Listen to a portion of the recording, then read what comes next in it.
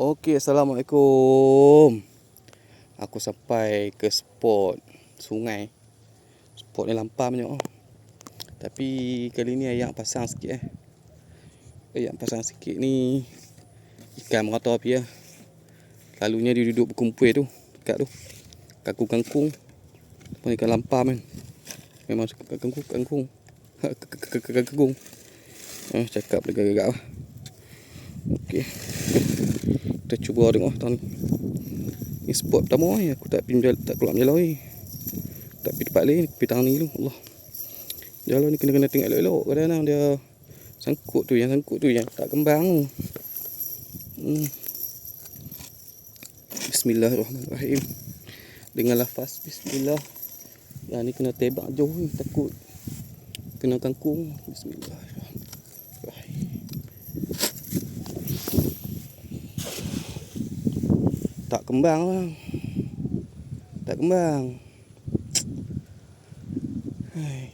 Mungkin pasal apa nama dia sangkut dekat dia punya tu,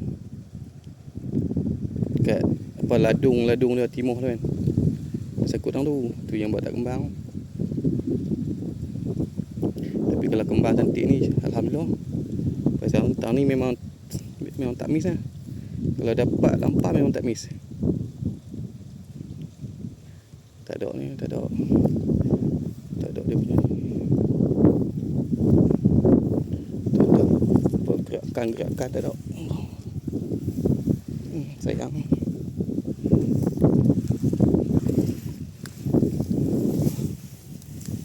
Alhamdulillah ada juga. Adalah ikan selat. Ikan selat ni memang banyak kawasan-kawasan ni. Ikan selat memang banyak. Kayu-kayu ni kena buang. Ni kayu-kayu ni kadang-kadang kita duk tebak dia buat sangkut. Selat dah nampak.